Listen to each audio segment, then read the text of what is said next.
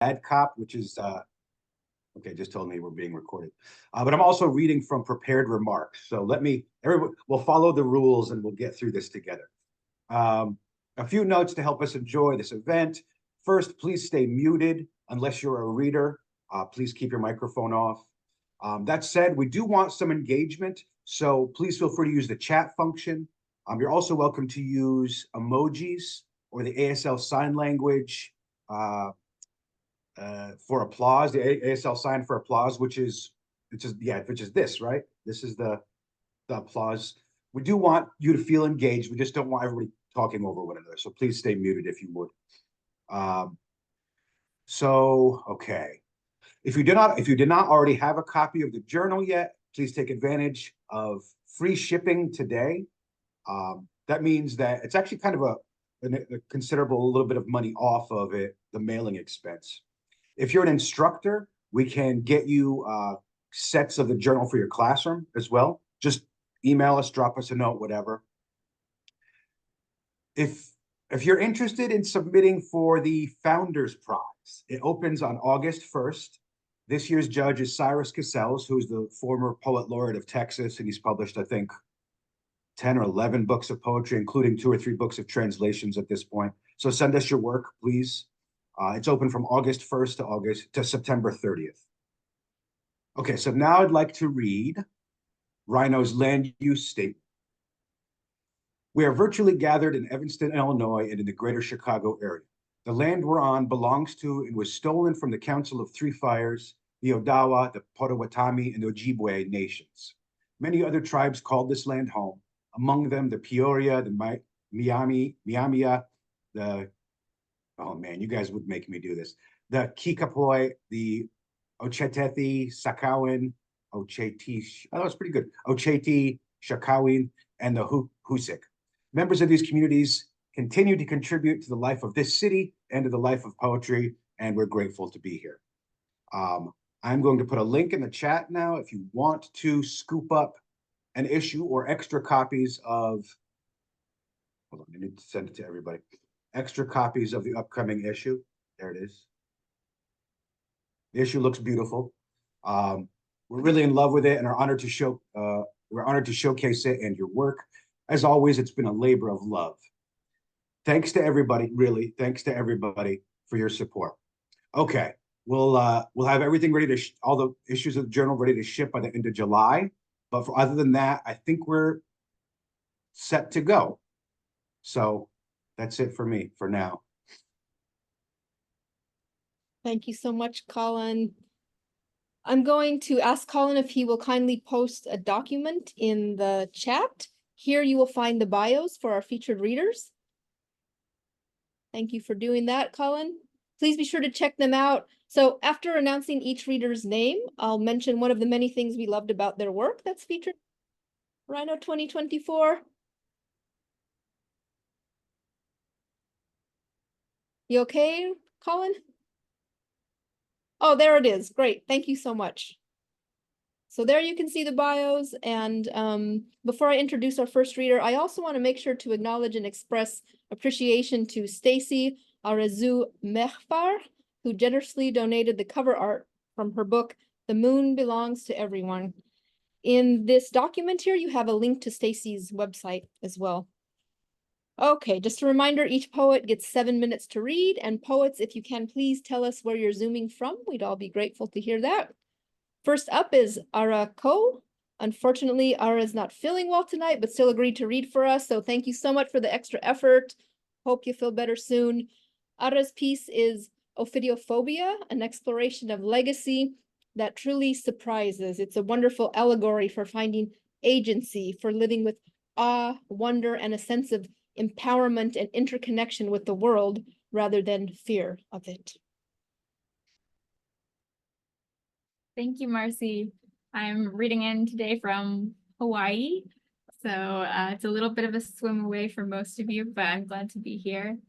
I'm going to read 2 poems today, both about that heritage that you were tapping into. The first poem is called The Father, and it was in the Cincinnati Review this year.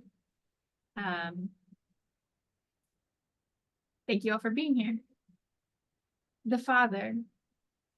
He rarely spoke of the past, and when he did, it was in flashes. The Norwegian girl from ESL classes, those first American years. How she scared them all, riding horses bareback, eating apples whole, the stems, seeds, core. The Japanese boy serenading the class about sake, the first Coca-Cola he drank in the new country. How, in Korea, he buried their dead pets in the mountains, one after another, so the waters wouldn't wash their bones away. Time sparkles like spilled soda on his lips, like polished tin. We never got an answer we asked for, but sometimes he would share like rare lightning. I had a friend shot working his mother's convenience store in Detroit. I had a friend stabbed in a dirty New York City alley. I had bars on my bedroom windows. I had my knocked out teeth replaced in pirate's gold. I had blood on my mouth. I had rice, but not meat. I had only a little English. I had to cut my fingers, so I didn't have to practice piano. I had a screaming match with my omni and a second chance in college. I had another and another and another. I had a year in Canada with your mother, a country with mountains ready for burial in every direction. I had a sprained ankle. I had a bike, but no car. I had food, but no money. I had my father's drinking problem. I had a life left behind. I had to leave behind the dead. I had you.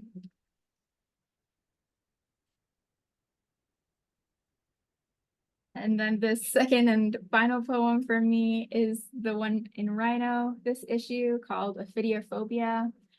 About 2 years ago, I became really obsessed in the midst of COVID lockdown with phobias and all of their beautiful and strange names. How there's a name for a fear of peanut butter sticking to the roof of your mouth, and a fear of life being too long, and almost anything you could think of. It just seemed like the most poetic endeavor. And I started seeing phobias everywhere in my life and in the people around me, and thinking about the ways in which they could be made beautiful through poetry. So this one is Ophidiophobia, the fear of snakes.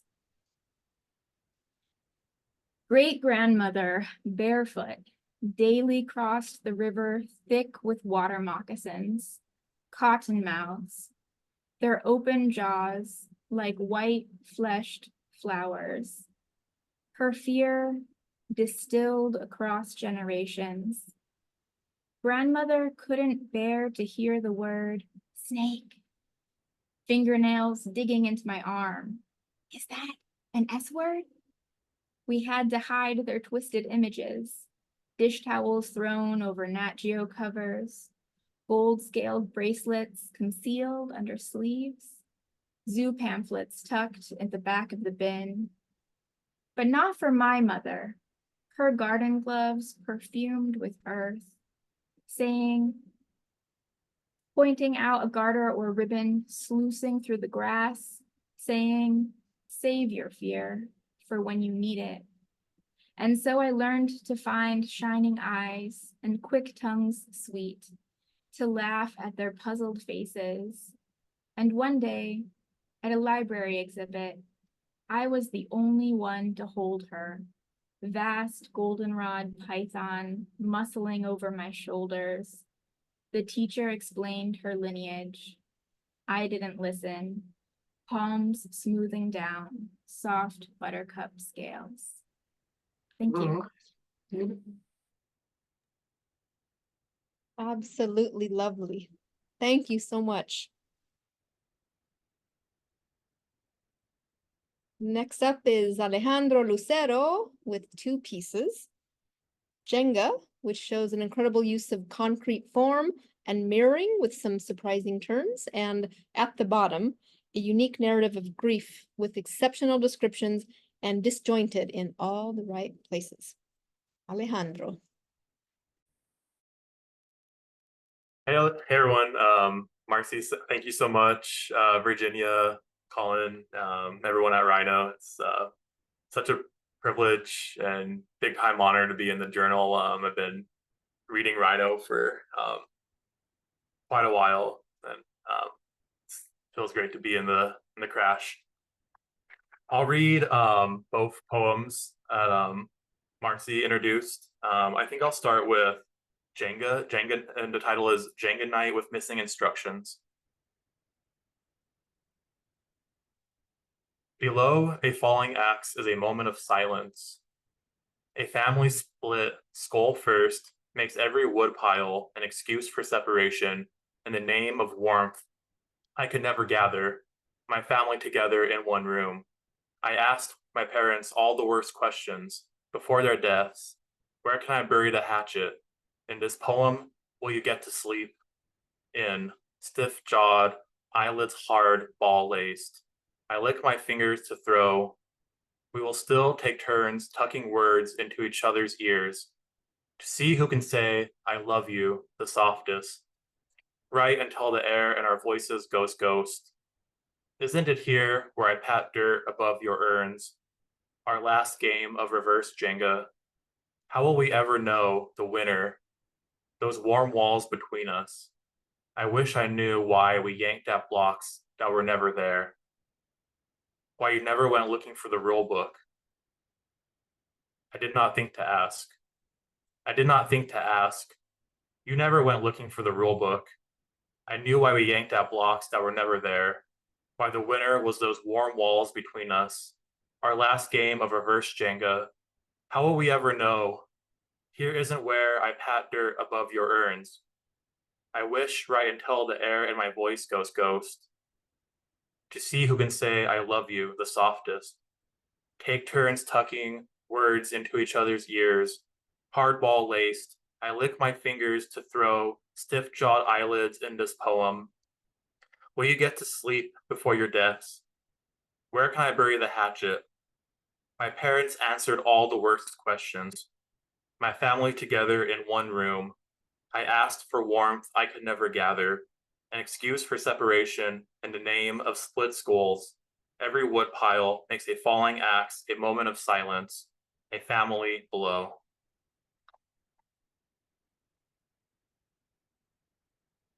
Thank you, thank you, thank you, thank you. And I will also just read the two poems. And so the next one is titled At the Bottom of the Sea with One Light. And it's a bleeding title into the poem, so I'll read it again as the first line of the poem. At the bottom of the sea with one light step, the glass surface clouded, and we got lost looking for our toes. Let me start again. Find my footing. My family had a river running behind our home.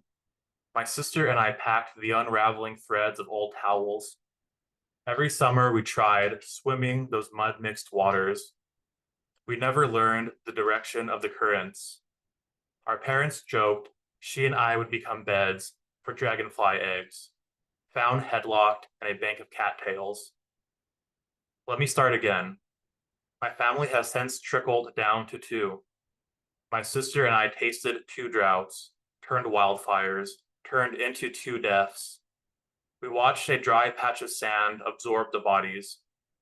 When it first began to run at a crawl, our parents told us the water in our river was leaving for the ocean, that one day it'll rush back out through our faucets.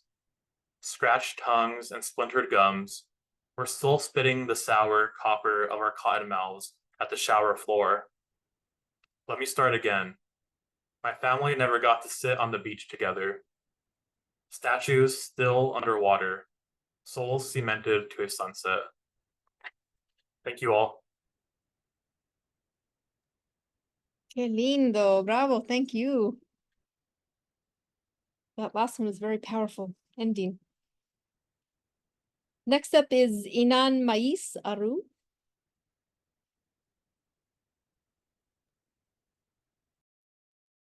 Hello.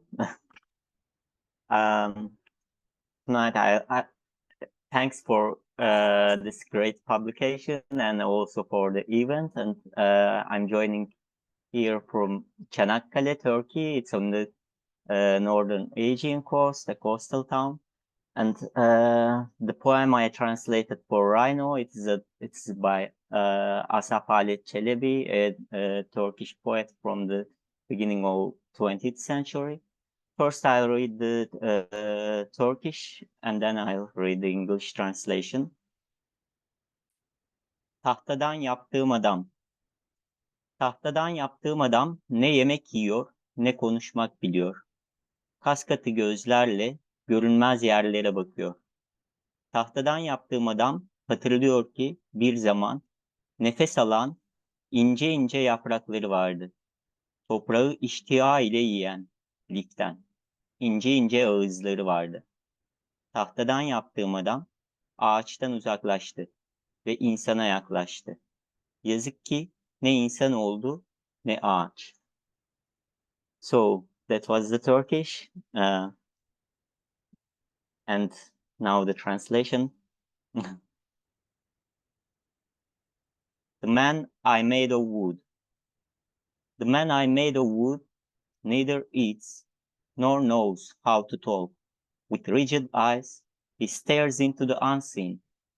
The man I made of wood remembers that once he had breathing, tiny leaves. He had tiny mouths of fiber, virgin on earth. The man I made of wood, straight from the tree, and approached humanity. Pitiably, he became neither human nor a tree. So, if we have time, I would like to read a poem of mine as well, which is inspired a lot by this great Turkish poet.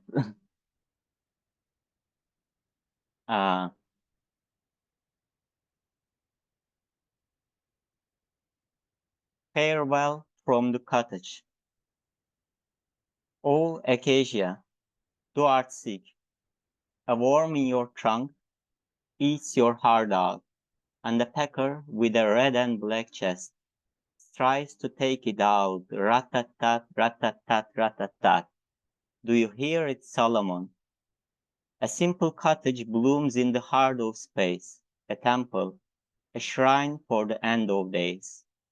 Could it ever come to be, without a wink at Blake, heavens, lunacies, prophets, and countless more mad dreams? An impish squirrel, roof tiles would have fallen, the shed would have collapsed, the sky would have tumbled, let it fall, it's all right.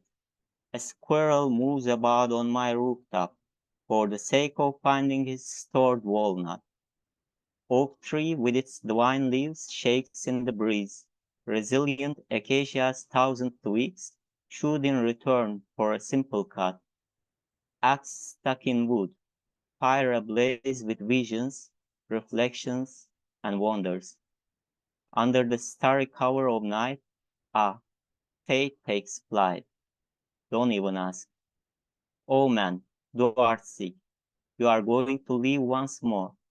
Allow a dream, a bite of apple in your core, keeps creating you amidst nothing. Fare thee well, till we meet again.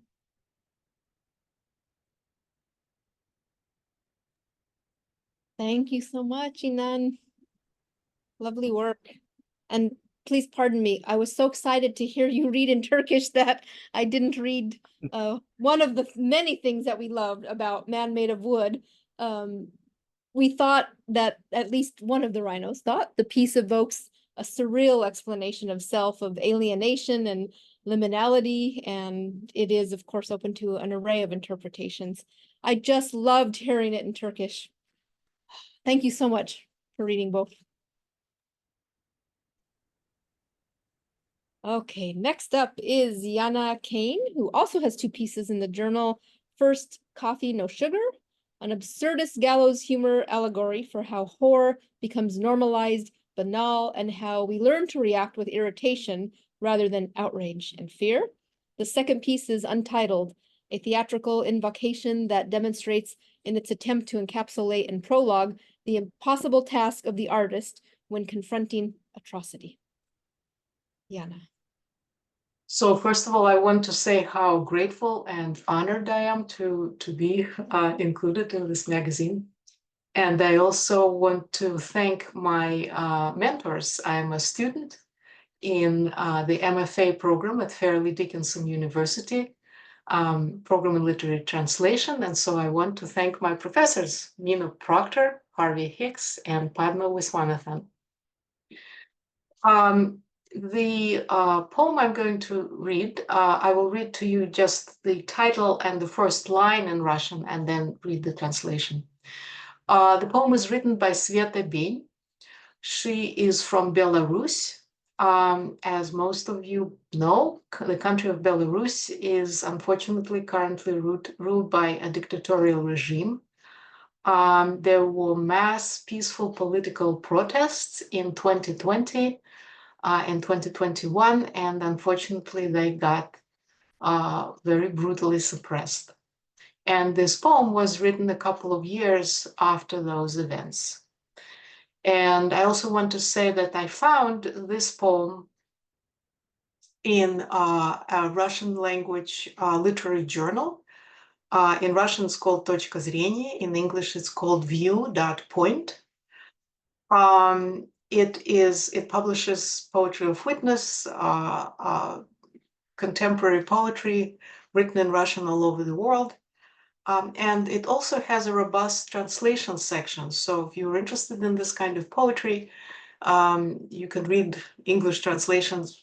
I really admire many of the translators who send their translations there. And it can be found at litpoint.org. So lit as in literature, litpoint.org. Okay, so Sveta Beny's prose poem.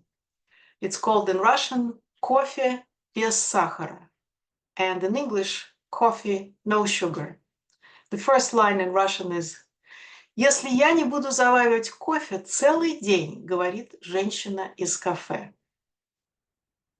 If I don't have coffee brewing all day long, says the woman from the cafe, this corpse smell will drive me nuts. You know, she says, dropping her voice a bit, if a man gets killed, it's as if he's not entirely dead. It's like he's asleep, and he keeps on growing in his sleep. He keeps on growing. That one, over there, lying in the park by the cinema. He's gotten as big as a city square. Sometimes they grow to fill an alley or even a whole street.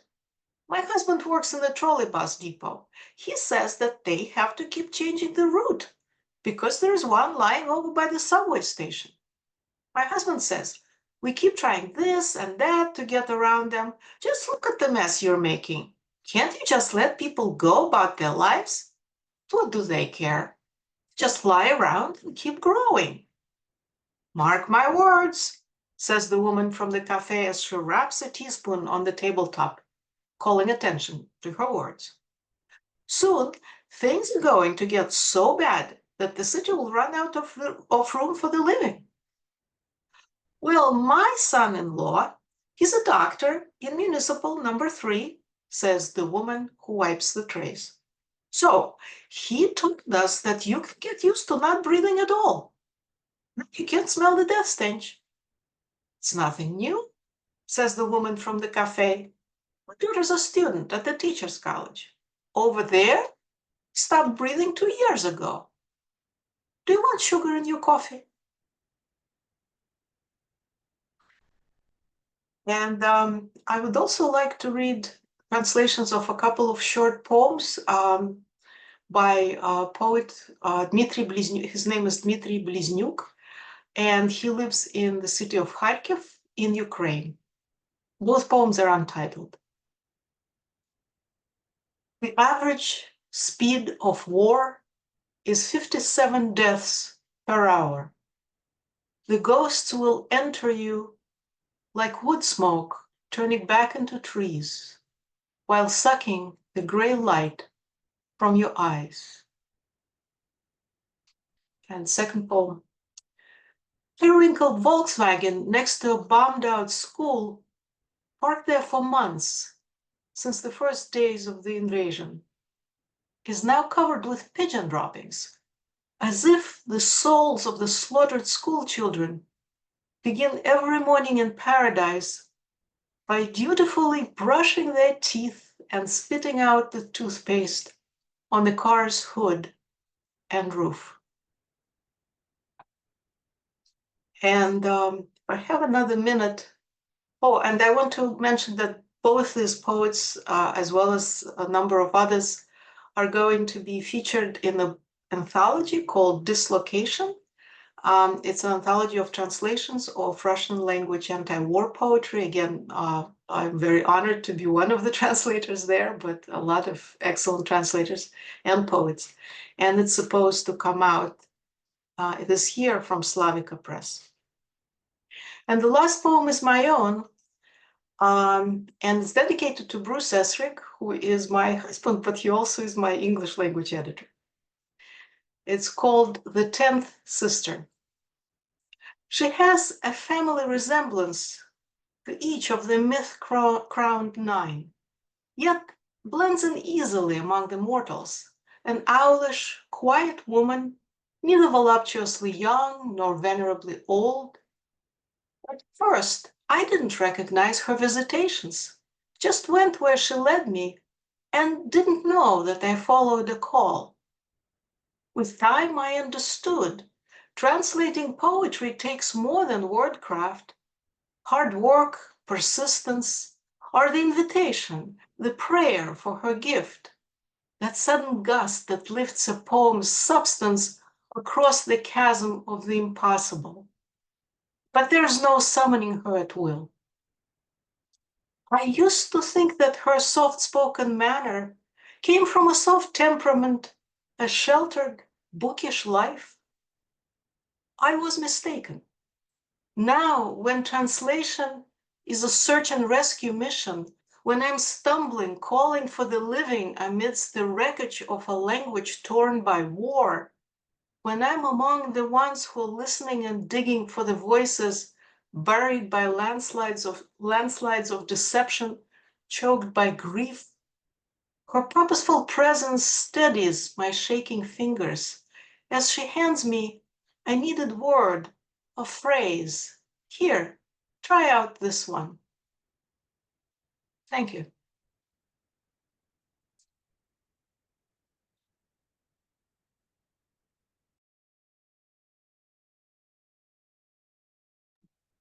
So sorry, I was muted. I said wow about 5 times. Thank you so much. Would you mind, Yana, putting the name of the anthology and or the second poet you read in the chat?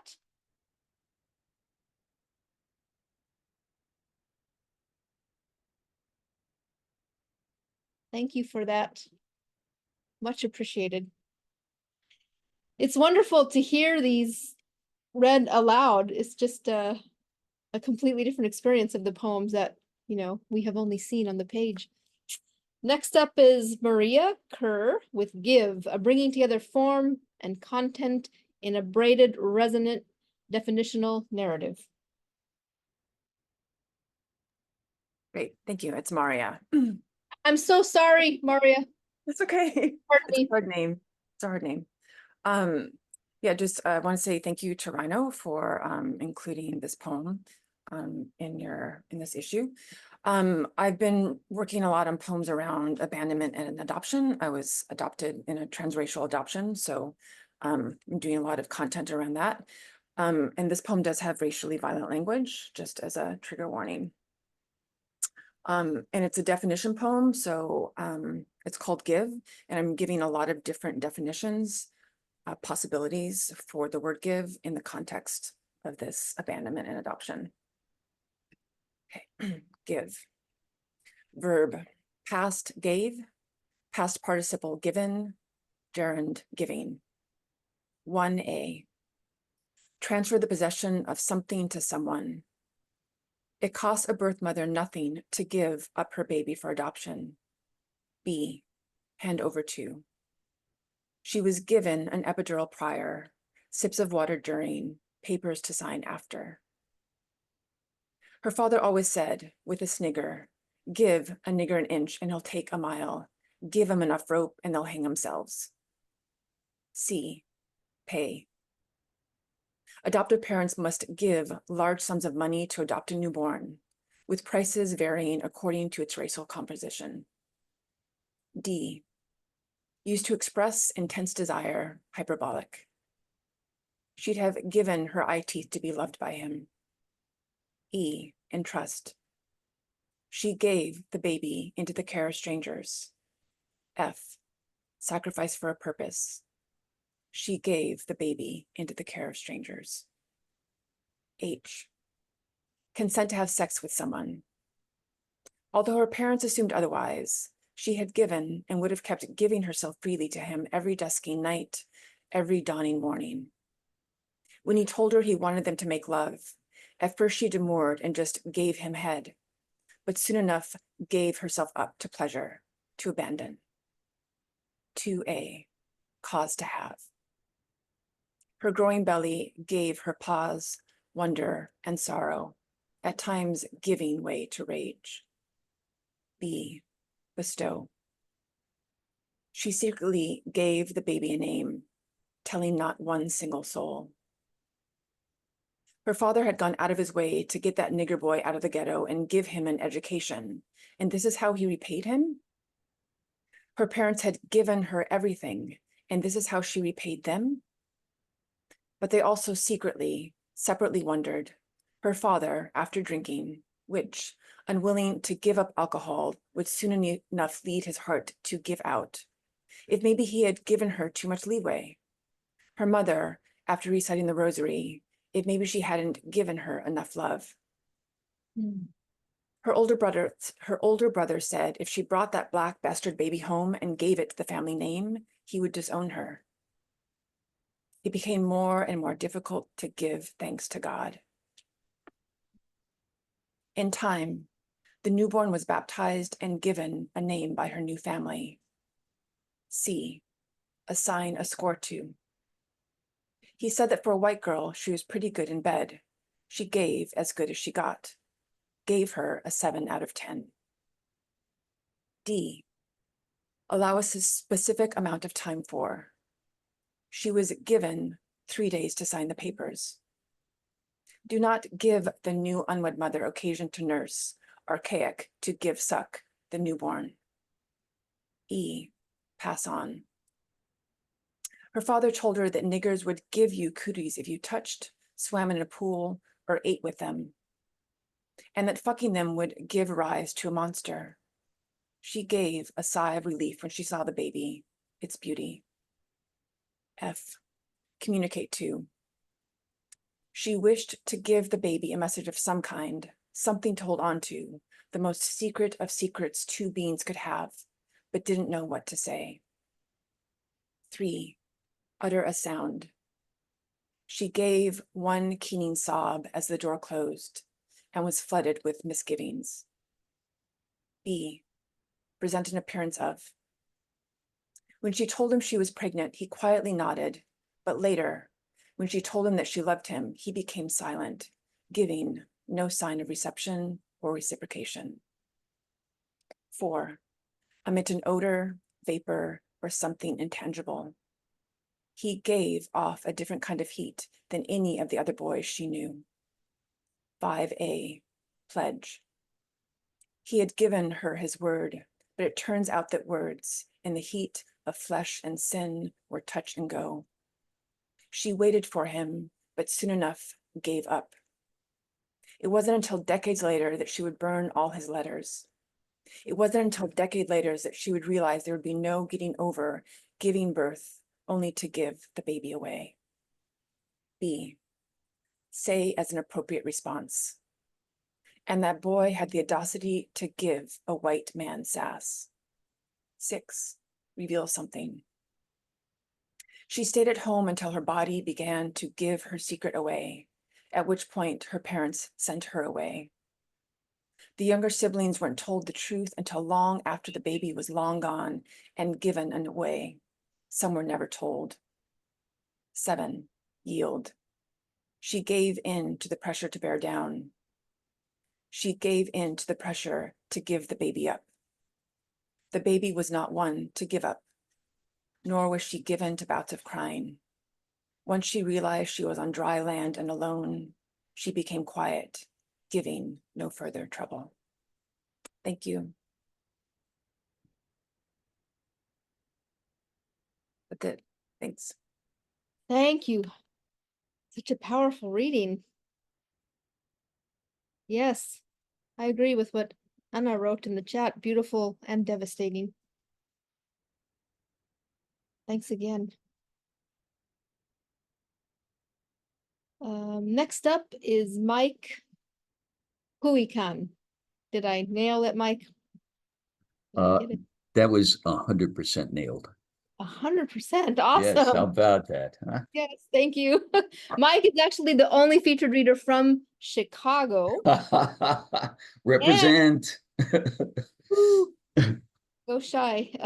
He told us his perfect band would consist of local women poets whose last names are men's first names. So I think I confront that band, Mike. As soon as you See? gather them together, you just let me know.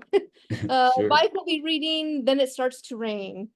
It's a quiet, carefully observed narrative wherein language, progression, and imagery root the poem in the physical. Thank you. Thank you.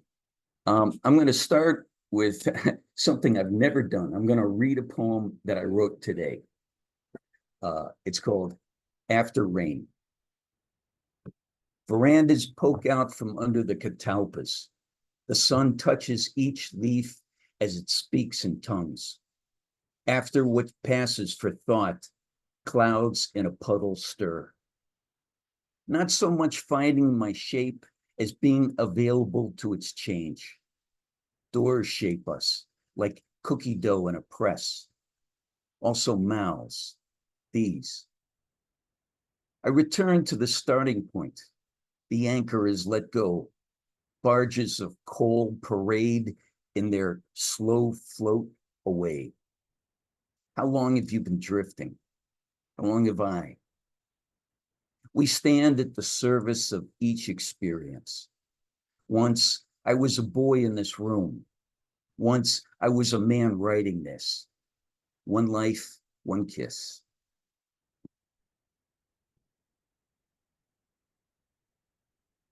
So here's one that was written much earlier than today. It's called Flat White. Neighborhood held firmly in place by nightfall. You sitting on the deflated spare by the side of the road, or at a kitchen table, fading into something close to crimson red. No, says the futurist, it's flat white. You particular among the ruins, uncomposed, the scraping of a pen across the throat. Freud called it the talking cure, to grasp at what happened, which is what we do. Meanwhile, the present sits just out of reach, blowing us kisses. Each dawn visible through the blinds, voices follow the mountains. Here's where the garage explodes, a pulse.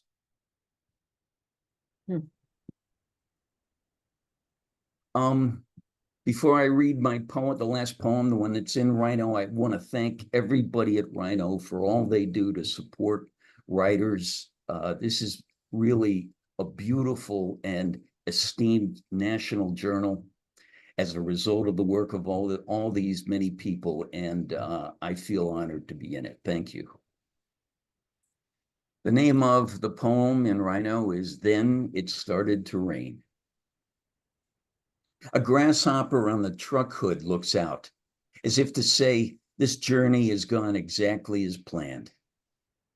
You are part of the mover's load, safe, a dinette set, and eviction note. Fly crosses your arm. By to know ourselves, small and brief. Sound leaks into the future. 50 years later, you still hear your father's criticism. Take a good look around you. This is what the world will look like when you're gone. Thanks, everybody.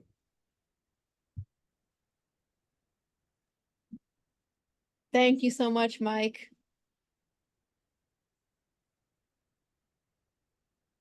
Okay, next up we have Alison Granucci with Fragments, a poem of wild turns and surprising momentum that explores the inherent risks in being alive, the threat of potential violence always embedded in nature and in our encounters with each other.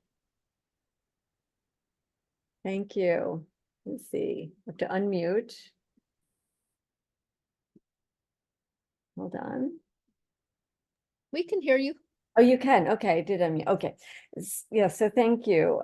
Again, truly honored to be here, to be included in Rhino. I'm going to read one short poem before I read the poem that's in the journal.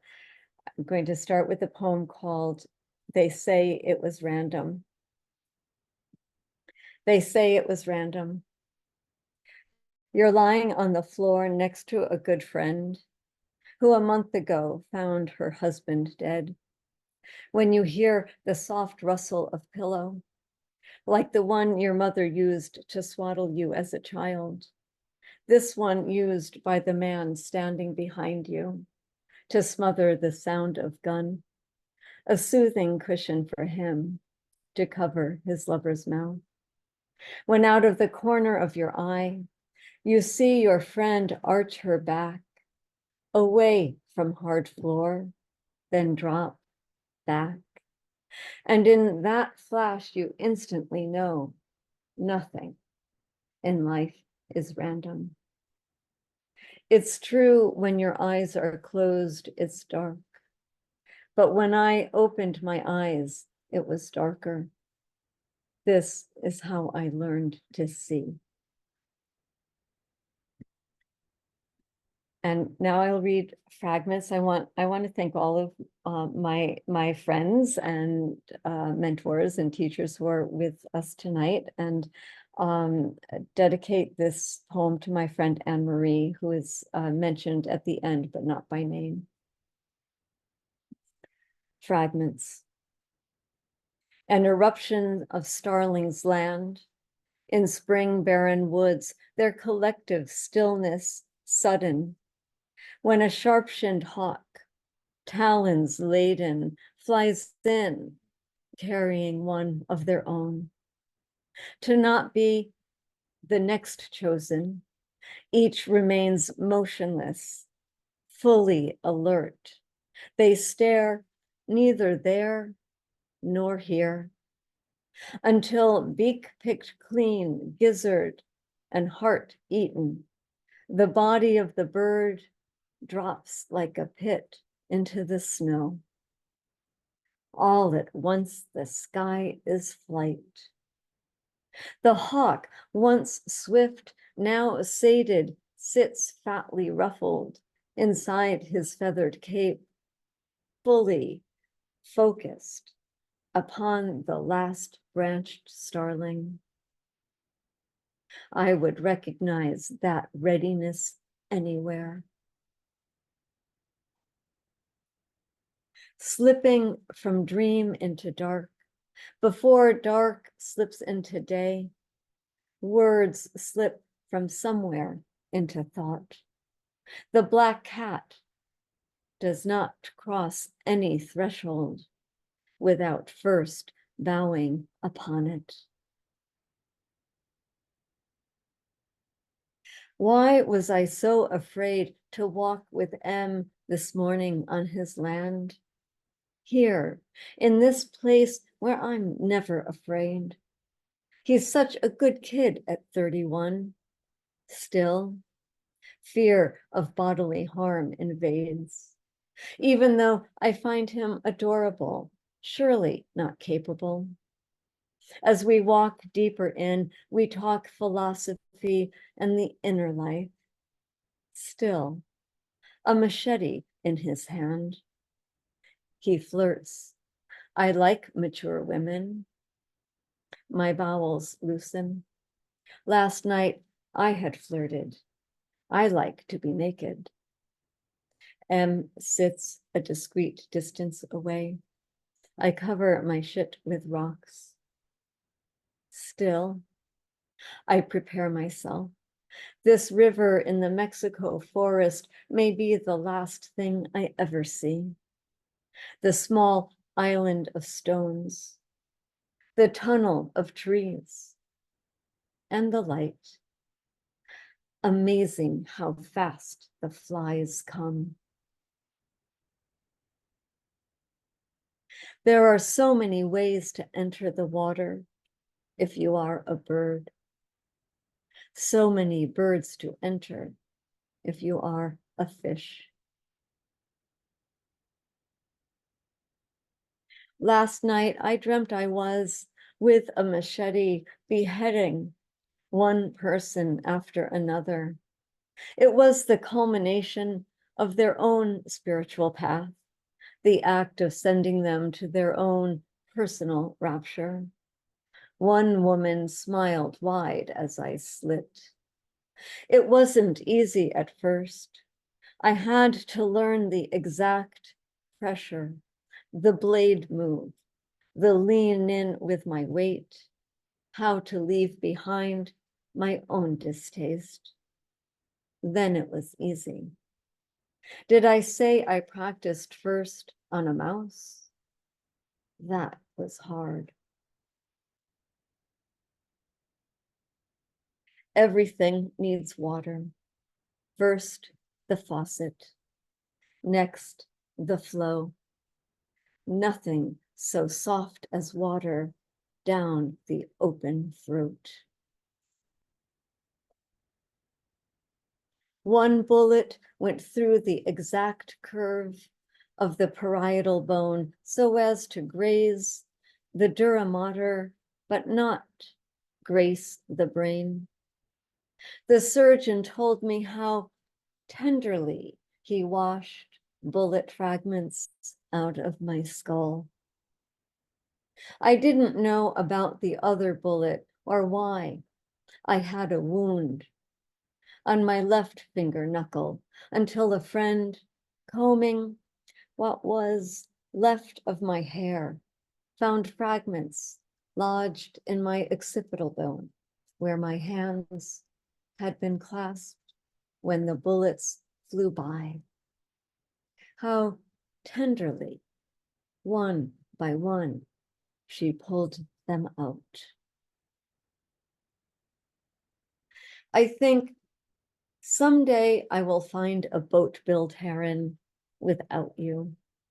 As I walk amidst the mangled roots of the mangrove lagoon, where a gold-crested iguana ambles across a termite nest into the light, and the ancient cocodrilo, motionless, suns his open mouth, jaw hinged wide, teeth exposed, ready to eat the whole goddamn world. When, just as I slip across the threshold of lagoon to bustling street, a pair of boat-billed herons appear deep in the tangled thicket, almost not even there. Still, we three stare. In my mind, I tell you, see, sometimes nature answers. In my mind, you whisper, no, sometimes we are free. Thank you.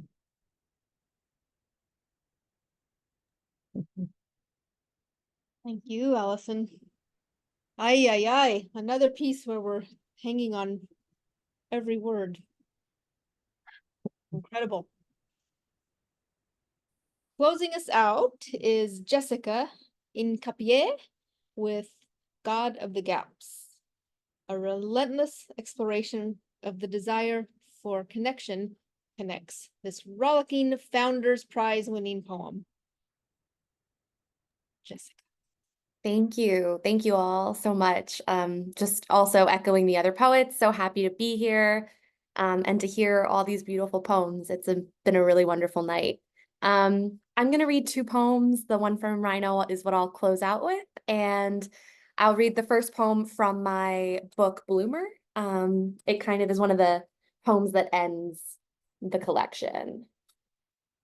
Right. This poem is called New Sincerity. It also starts with a quote, like the poem from Rhino. It's a great day to die, a great day to leave the body. C.D. Wright.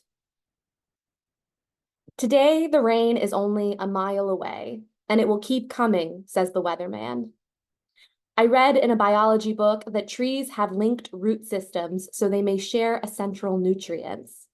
This is very socialist of the trees, so of course, people are suspicious. If it keeps raining, they will have no choice but to pass back and forth so much water they will eventually drown, and this is the best metaphor I can think of for love.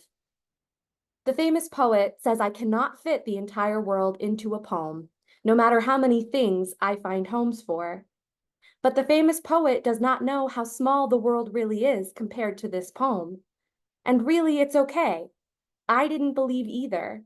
But one day, a woman lassoed a strand of her hair around the body of a fly and walked it in midair like a dog on a leash. Poetry, I was your daughter. Poetry, I was your gilded cow. Look at how the maidens tied flowers to my mane, then walked me miles in the desert to swallow your dogma. Poetry, I was hit in the head as a child, and things only got better from there. Poetry, I've never known what needs explaining first. The arrow or the bow, the seamstress or the king. Poetry, for years I've been faithful and patient in this silo, dreaming and thinking about those dreams. Not necessarily what happens in them, the cactus, the hairpin fracture, the factory for making baby dolls, with the shoots of tiny heads and toes, hands and toes, heads kept precious in the back. No. I have been thinking about where you go, poetry, when I am in those dreams. For in them, we are never together. I don't think about you once. How sad. I never agreed to this. Someone writes a book about a woman burning, and now that woman burns forever. In the aged paperback about summer in Algiers, a young man traps a mouse inside some prose, without an offering of cheese or a wheel for frivolity, and honestly, the whole gig has gotten tiring if you ask me. There are other ways to be an artist, my artist friend tells me as she 3D prints another dick, this time pink with glitter. Soon, she will have enough dicks to fill an entire gallery. How I wish I could cut through light like her. For so long, I thought I was good. And then for so long, I fought to actually be good, and still nothing. Still, I am a selfish hub of stars, the antipode of wherever I am supposed to be. The famous poet tells us that poetry is a room with only windows. The famous poet does not believe in doors. I didn't believe either, but the barker at the carnival still takes time every night to empty plastic bags of unwon goldfish back into the creek. Meanwhile, deep underground, the unpronounceable name of God waits to make an entrance. Thank you all. And so I will be reading the poem that is going to be in Rhino. And really quick, I just wanted to thank you editors so much for choosing it as your editor's prize winner. Really quick, I had a poetry mentor who used to say, sometimes every poem we write is us trying to write one poem, the same poem over and over and over again. And I really felt that with this poem. So I'm just so happy it resonated with y'all. God of the Gaps. It is better to say I am suffering than to say this landscape is ugly. Simone Weil. You filling up the tank, reasoning with the uncanny of the countryside. Me reading more of the mystics, trembling to the untruth of my devotions. We wanted it to be easy. That's why it was never going to be easy. On the radio, the historian says that we can't prove we weren't killing people before we were kissing them. The poet, at her best, can only imagine the moment when an early human pressed their lips to the temple of a small child in hopes of hushing. And maybe someone nearby noticed and thought, that should be what love looks like forever. The only proof I need, generosity of attention. Just a single moment where everyone in the entire building is happy, the gap finally closing. If I went the wrong way, I don't want to know. I thought I wanted the why out of it all. You were set on financing the how. Where there is gravity, there will always be apples. People to paint the apples. Words rush into the seams of what fact can't approach. God gets used to placehold lonely, placehold the part where we turn toward one another. Remember what Ricky said, how seeing a comet was as good as the feeling of seeing a comet. Of course I held that idea tenderly like a roadside death, eager for a kind of science, a kind of fact that might bring me closer to God. Any God, God of mites, God of sonic boom, God of right angles. God of the night when the musician told us about a stretch of Montana where the band was on one bus, the crew on another, when they saw the sky seethe ultramarine and glow. A rare phenomena that left everything ruptured and silent.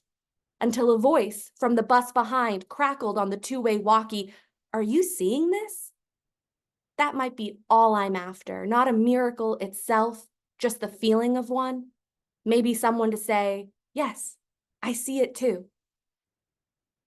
Thank you.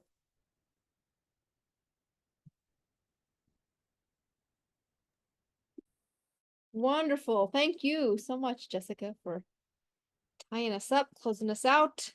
And thank you to all the readers for the intriguing and unbelievably inspiring readings.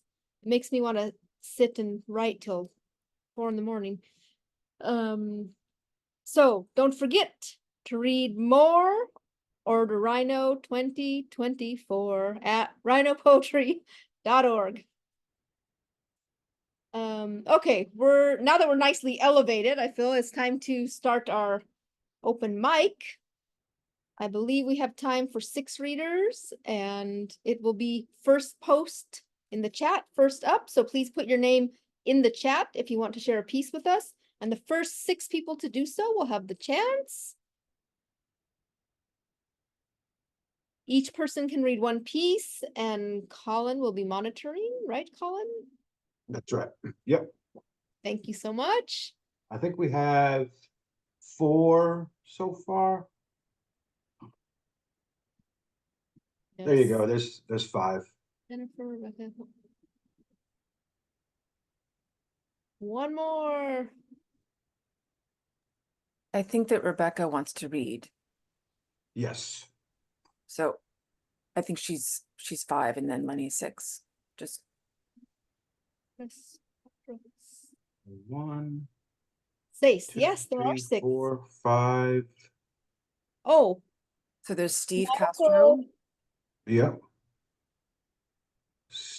Steve, Simi, Jennifer, Rebecca, Lenny, and then Sam. Yep. Okay. Got it. And in that order, if you don't mind, please tell us your name, tell us where you're from, and read one piece. Thank you so much. Oh, can people hear me? Yes, indeed. Oh, my name's Steve Castro. I'm originally from Costa Rica and I live in Evansville, Indiana. I'm going to read a poem that was published in the latest issue of 32 Poems. It's called Defenestration. Defenestration. I was daydreaming of dead bodies, rabbits mostly, strewn about on the dirt alongside rotten cabbages and carrots like some godforsaken stew. I took a last bite out of my cow tongue sandwich and walked towards an old friend who stood by an open window holding a pigeon with what appeared to be 2 broken wings. Thank you.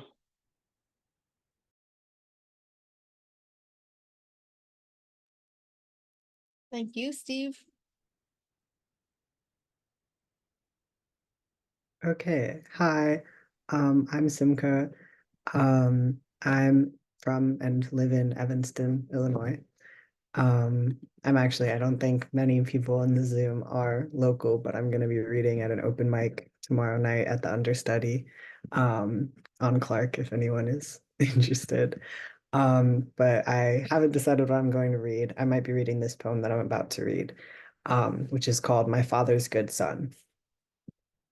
As we fried chicken and pickles on our rundown gas stove, I feel like my father's good son. As I stand with my big pants sagging real low and pretend not to flinch at the jumping oil, I feel like my father's good son. I agree with him that my mother was wrong, that her boyfriend's an idiot, that this movie's too long. We talk about camping and we spit and we laugh, a deep belly laugh, not a dainty girl laugh. I fish and I box and I sleep on the couch. We talk about things like the ugly new building that'll block out the sun, how silly my sister is, how I'm so much like her. It seems I can't help but ruin it all with my long flowy skirts and my blue eyeshadow. I cry at cats and dogs and movies and books. I hide boys with bare chests under the covers where my parents won't look. My feelings are oh so tender. Though I tell my mom that my family has it all wrong, I'm still their kid, just not their daughter. I know from the way I shrink under his stare, I am not my father's good son. Thank you.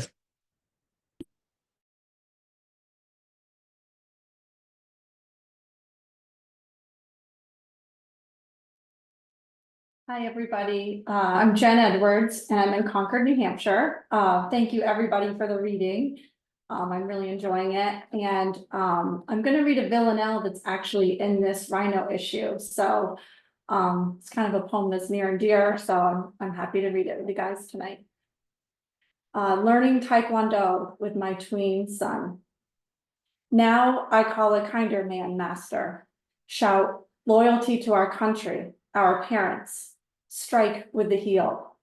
He's teaching us to fight through disaster, like lives depend on balance and surprise. I stain his alabaster uniform. Courtrooms said mediate meant sparring, nothing to appeal now. I call.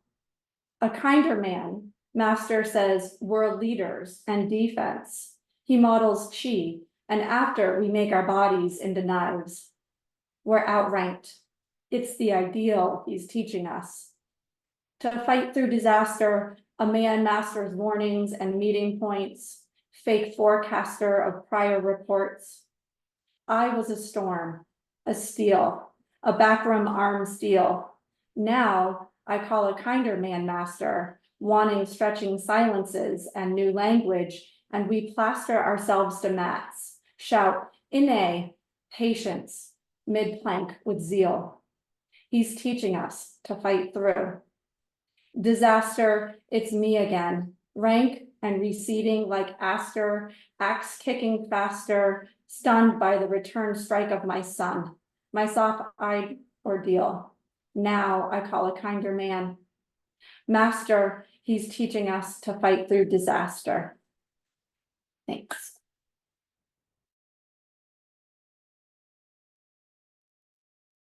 Beautiful. I'm reading from upstate New York, and I'm Rebecca Weil. And this is called Reminded.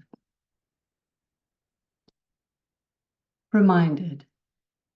Each time I ask the donkeys to shift to the side so I can move between their shoulders, their breathing flanks, and bony hocks. They reach up urgent mouths and exhale a warm equine language, a whiffle of breath in my ear, eyes dark, resting a jaw on my shoulder.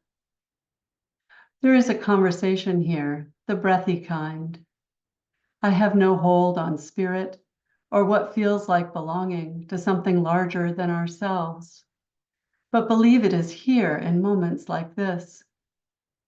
What are we, after all, but breath? I lean into their gray sides and ask the donkeys to lift their hooves and clean the packed soil from the soles of each, one by one.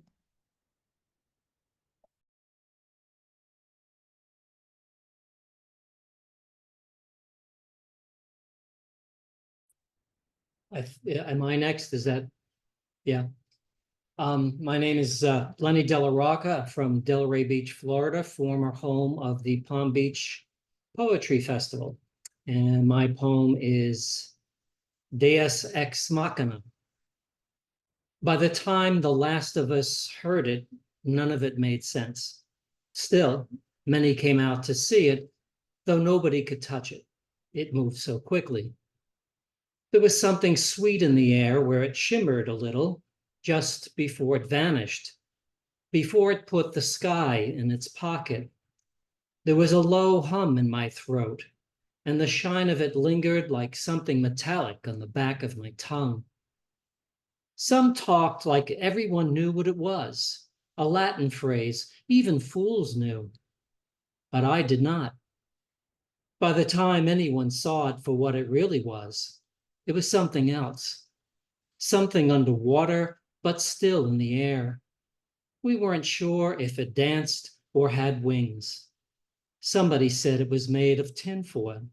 Somebody said dust. It sounded like a sparrow wanting out of the house, wild as a harp in the wrong opera. I tried to tell friends about it, but it came out the other side of my mouth like somebody else was speaking. Someone in a game of invisible charades. Someone with a rumor for a middle name. It moved so quickly. It might have been evaporating from its own dream. I think it was. It left us all untouched, dormant, and eventually, somehow, it all made sense. Thanks.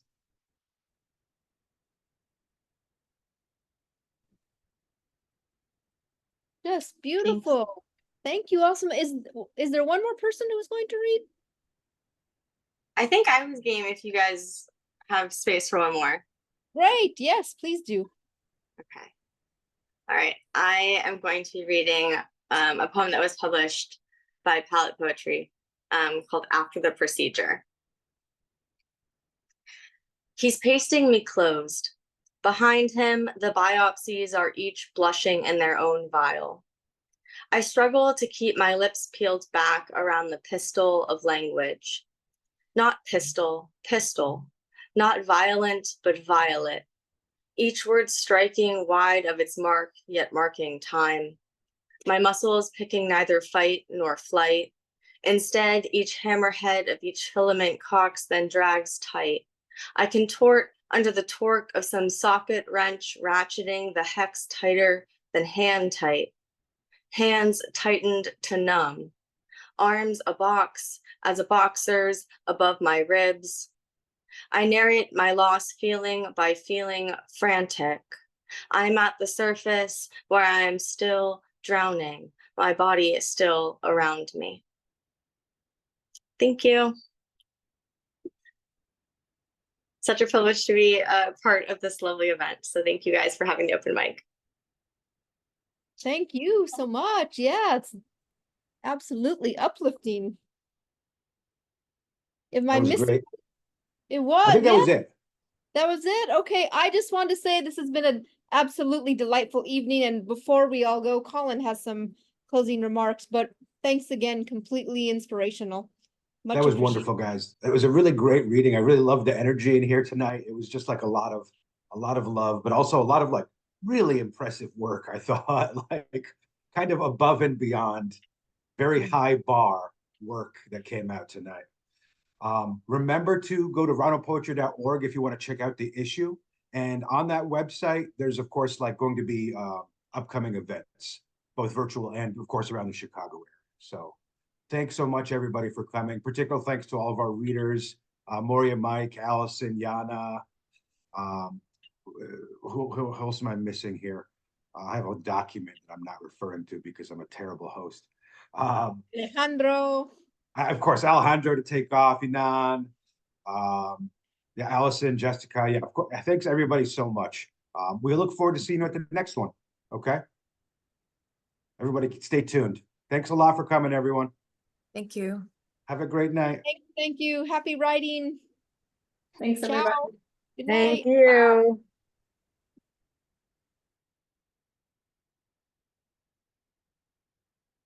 Good job, guys. Thank you. Good night. Thank you.